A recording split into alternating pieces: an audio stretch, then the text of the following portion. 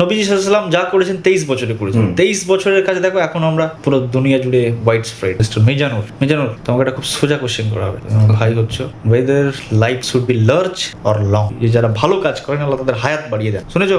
তো হায়াত বাড়িয়ে দেন, আবার কিছু জায়গায় আছে যে কে কবে মারা যাবেন সেটাও ফিক্সড, কে কতদিন বাঁচবেন সেটাও ফিক্সড। তাহলে দুটো কন্ট্রাডিক্টরি হয়ে গেল না? তাহলে আল্লাহ হায়াত বাড়িয়ে দেওয়ার কথাও বলছেন, আবার বলছেন কে কখন বাঁচবে মরবে এটা ফিক্সড।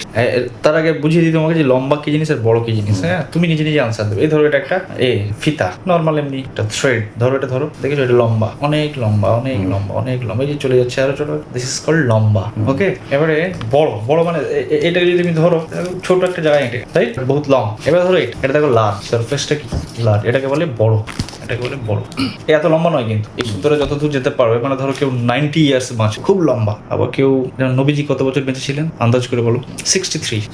এবং যত কাজ উনি করেছেন সব হচ্ছে যে 40 বছরের পর থেকে, মানে 23 ইয়ার্সে কাজ করে। তো নবীজি 93, 103 বছর, 510 বছর আমাদের নবীজি মুহাম্মদ ইসলাম বাঁচে, কিন্তু এই 23 বছরে এত কাজ করেছেন যে জিন্দেগি লম্বা নয় কিন্তু বড়। তাহলে এবার বলো যে জিন্দেগি বড় হতে হবে না লম্বা?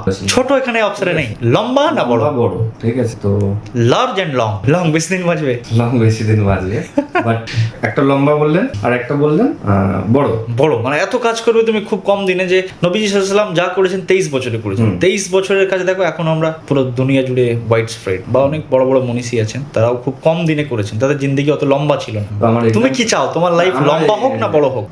লাইফ বড় হওয়াটা বেটার মনে হচ্ছে। লম্বা আর বড় দুটো হলে তো আরো বেটার। ধরো একটাই অপশন, লম্বা না বড়? বড়। বড় না? Right answer. Life, yes you can desire a life which is long, কিন্তু জীবন বড় হতে হবে। মনে হয় যে দিনের দৈর্ঘ্য বড়। এবং একটা খুব সুন্দর কথা আছে হাদিস অ্যাকচুয়ালি, যে যারা ভালো কাজ করেন আল্লাহ তাদের হায়াত বাড়িয়ে দেন। শুনেছো?